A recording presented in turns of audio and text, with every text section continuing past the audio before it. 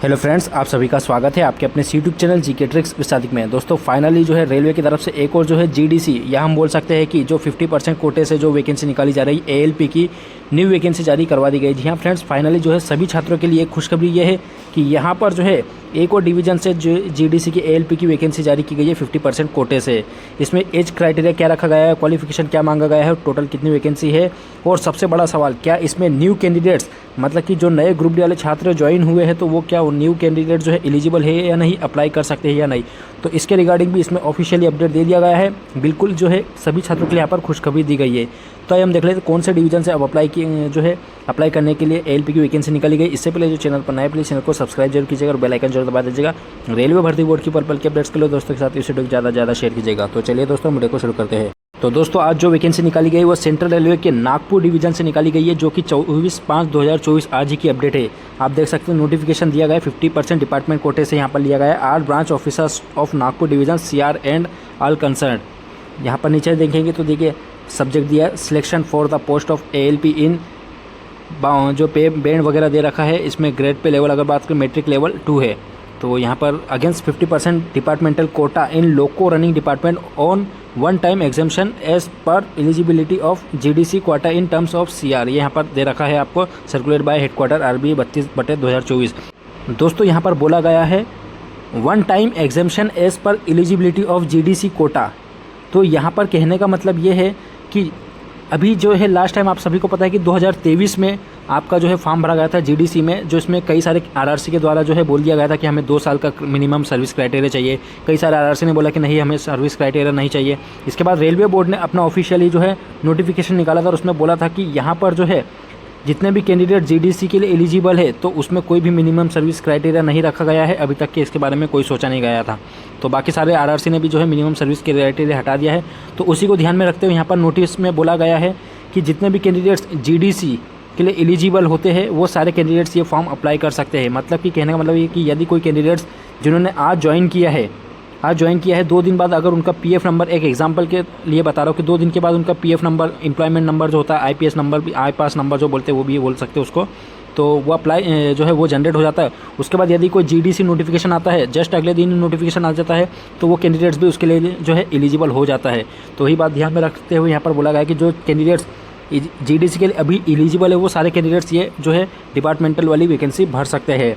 तो यहाँ पर जो है डिटेल दे रखा है vacancies at a glance. Number of vacancies की बात करें टोटल 141 मतलब कि 141 पोस्ट है, जिसमें जनरल UR की 110, SC की 3, ST की 28 पोस्ट है टोटल। तो यहाँ पर देखिए SC की जो है कम पोस्ट है, यहाँ पर ST की थोड़ा जो है अच्छी खासी बढ़ाकर वैकेंसी दी गई है।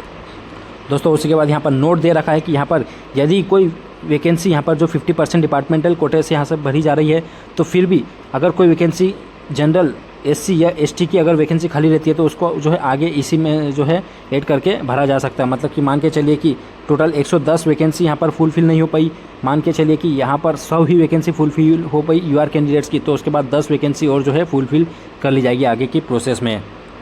और दोस्तों आगे यहाँ पर सारे इंस्ट्रक्शन आपको दे रखे हैं। उसके बाद जो है आपका यहाँ पर रेगुलर एम्प्लॉय का दे रखा है, all regular employees of all department except RPF और RPSF वाले कैंडिडेट्स को छोड़ करके वो सारे कैंडिडेट जो है यहाँ पर एलिजिबल है। जो कि GDC वाले कैंडिडेट्स जो है एलिजिबल होते हैं ना, वहीं पर जो है सारे कैंडिडेट यहाँ पर भी इसका अप्लाई कर सकते हैं फॉर्म। अब देखिए यहाँ पर आपको सारी जो है चीज़ें यहाँ पर क्लियर हो जाएगी। Eligibility and service condition of staff who can apply, कौन अप्लाई कर सकता है। तो अडेंडम जो हुआ है मतलब कि यहाँ पर जो है एक संशोधन किया गया था, तो अब जो फाइनल डिसीजन लिया गया है as on date all regular employees of Nagpur division CR central railway working in matrix level 1 और मेट्रिक लेवल 2 और 1 में, मतलब कि जो लेवल 1 के कैंडिडेट्स और लेवल 2 के कैंडिडेट्स है वो जो जितने भी कैंडिडेट्स नागपुर डिवीजन के अंतर्गत काम करते हैं regular employee who fulfilled the requisite criteria laid down under GDC are eligible for the above selection। मतलब कि जो भी कैंडिडेट्स मैट्रिक लेवल 1 में हैं या लेवल 2 वाले छात्र हैं जो GDC के लिए एलिजिबल है तो वो सारे कैंडिडेट जो हैं यहाँ पर इसका डिपार्टमेंटल कोटे से जो ये ALP की वैकेंसी निकल गई है तो इसको जो है अप्लाई कर सकते हैं। मतलब कि यहाँ पर आप सभी जितने भी न्यू कैंडिडेट्स हैं जिन्होंने ग्रुप डी से अभी जो ज्वाइन किया है, नागपुर डिवीज़न में ज्वाइन हुए हैं, जिनके पास एजुकेशन क्वालिफिकेशन या तो ITI हो या डिप्लोमा हो या फिर इंजीनियरिंग डिग्री हो, तो वो सारे कैंडिडेट्स यहाँ पर जो है 50% डिपार्टमेंटल लेवल कोटे से जो यहाँ पर ALP की वैकेंसी निकाली गई है इसके लिए एलिजिबल है। सबसे बड़ी खुशखबरी जो है नए कैंडिडेट्स के लिए यही है कि यहाँ पर जो है सारे नागपुर डिवीज़न वाले छात्र यहाँ पर न्यू कैंडिडेट्स एलिजिबल है इस फॉर्म को भरने के लिए। अब देखिए आगे मिनिमम क्वालिफिकेशन आपका दे रखा है, यहाँ पर आपका 10वीं के बाद ITI होना चाहिए। ये सारे ट्रेड दे रखे हैं, इसमें से किसी भी ट्रेड से आपका ITI होना चाहिए, या फिर आपका 3 साल का डिप्लोमा होना चाहिए मैकेनिकल, इलेक्ट्रिकल, इलेक्ट्रॉनिक्स या ऑटोमोबाइल, या फिर इनमें जो है कोई भी कॉम्बिनेशन की जो इंजीनियरिंग होना चाहिए, या तो आपका इलेक्ट्रिकल इंजीनियर या इलेक्ट्रॉनिक्स इंजीनियर, मैकेनिकल इंजीनियरिंग या फिर ऑटोमोबाइल इंजीनियरिंग से आपका जो है डिग्री कंप्लीट होना चाहिए। उसके बाद दोस्तों यहाँ पर एज लिमिट दे रखी है। देखिए अपर एज लिमिट ली गई है वो 42 साल ली गई है जनरल कैंडिडेट्स के लिए, UR मान सकते हैं। 47 साल जो है ST ST के लिए लिया गया है। मेडिकल स्टैंडर्ड आपका A1 कैटेगरी का होना चाहिए इंडियन मेडिकल मैनुअल के अकॉर्डिंग।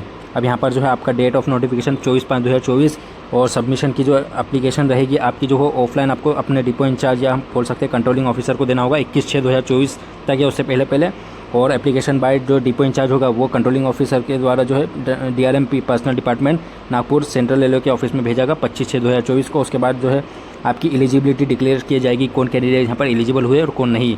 तो पूरी लिस्ट यहाँ पर 23/7/2024 को जारी की जाएगी और जो प्री कोचिंग जो SC ST कैंडिडेट्स के लिए होगी वो बाद में नोटिफाई की जाएगी। Written test, publication of result, psycho test और डिक्लेरेशन ऑफ फाइनल पैनल, ये सारी चीज़ें जो है बाद में जारी किया जाएगा, वेबसाइट पर आपको बता दिया जाएगा या फिर PDF के फॉर्मेट में आपके जो है डिपार्टमेंट में भेज दिया जाएगा। अब उसके बाद दे रखा है sample of question bank and syllabus is available on website. यहाँ पर आपको वेबसाइट दे रखा है सेंट्रल इंडियन रेलवेज़ की, और इसके बाद जो है सारा आप जो है क्वेश्चन बैंक और सिलेबस देख सकते हैं। वहाँ पर सैंपल देखने के बाद आप जो है अपना इसकी जो है GDC की जो 50% कोटे से वैकेंसी निकाली गई इसकी जो है प्रिपरेशन कर सकते हैं। तो दोस्तों फाइनली यहाँ पर लेटेस्ट अपडेट है कि आप सभी कैंडिडेट्स न्यू कैंडिडेट्स के लिए यहाँ पर गुड न्यूज़ है कि यहाँ पर सारे कैंडिडेट्स इस फॉर्म को भरने के लिए अप्लाई करने के लिए जो है एलिजिबल है। जिनके पास भी ITI डिप्लोमा या फिर जो है इंजीनियरिंग डिग्री हो तो वह सारे कैंडिडेट्स यहाँ पर एलिजिबल है। बड़ी खुशखबरी है दोस्तों कि सारे कैंडिडेट्स न्यू कैंडिडेट्स भी यहाँ पर उनको मौका दिया जा रहा है।